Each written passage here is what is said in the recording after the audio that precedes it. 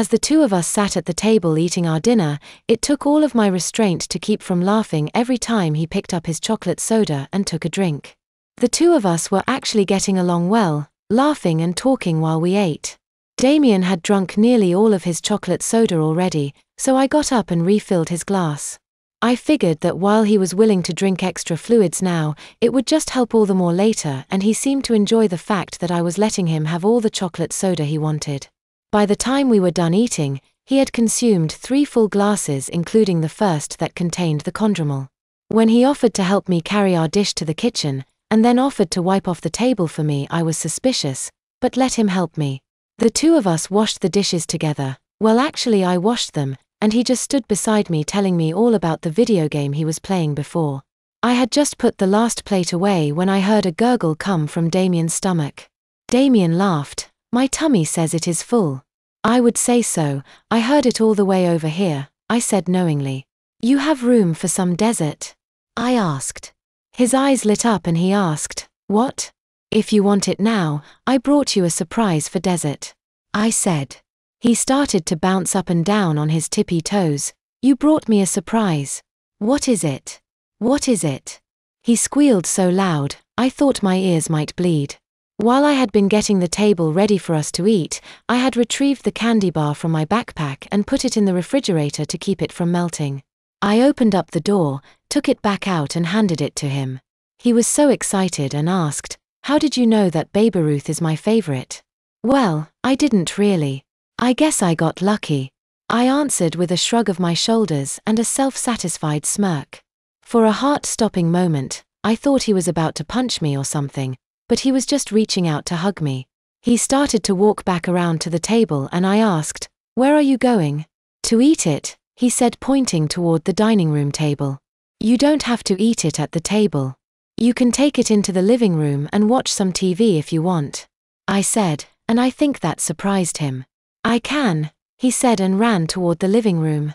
"Yahoo!" he said, skidding to a stop and plopping down in front of the TV. "Can we watch Simpsons?" he asked. I don't think they are on right now," I said. "No, on the tape," he said, pointing to the VCR. I realized that they must have some of the older episodes recorded. "Oh, do you know where it is?" Damien had ripped open his candy bar and taken a bite of it. "I thingar closet," he mumbled, pointing to the closet in the hall. I opened the door and saw a surprising number of videotapes with movies, TV shows, and several other titles handwritten on the labels. Damien squeezed past me, grabbed one of the VCR tapes and raced back to the TV. "Do you know how to do it?" I asked. He turned and gave me a look as if to say, "How stupid do I look to you?" He pushed in the tape and pressed the play button before plopping down on the floor again to finish his candy bar.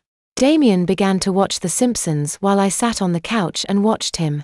It was kind of nice watching The Simpsons on videotape because all of the commercials had been edited out, and about halfway through the first episode, I noticed that Damien was beginning to squirm a little. Without commercials, the first episode only lasted about 15 minutes, and when it was over, Damien turned to me and whimpered, "My tummy don't feel good." He leaned forward to try to stand up, and that's when it happened. I heard a sort of bubbling and then a loud juicy farting sound. Damien froze in place, half standing and half kneeling. I knew instantly that the first part of my plan had been a success. I didn't do or say anything, I just watched to see what Damien would do. For several seconds, he didn't do anything, but then I saw his bottom lip quivering and his face turned a deep shade of pink. I finally said something, "Sounds like you might have some gas." When he still didn't move, I added, "Do you need to go potty?" I saw tears begin to run down his face and knew for sure that I had him right where I wanted him. "Little man." I remembered how he'd responded when I had called him that yesterday and continued it to ensure his continued trust. "Did you have an accident?" I stood up, went over to him and could smell the foul contents of his pants. I hadn't figured on the smell, it was bad, really bad, and it made me feel as though I might start gagging. Using a trick my dad had taught me a long time ago, I pressed my tongue to the roof of my mouth as forcefully as I could and the noxious feelings seemed to ease a bit. I then knelt down before Damien and said, "It's okay, little man. Come on, I'll help you get cleaned up." When I reached out and touched him, he lost it and began to cry the way he had when he had hit his head. Secretly, I was reeling with excitement and pleasure at making this boy suffer for the way he was to me the past couple of days.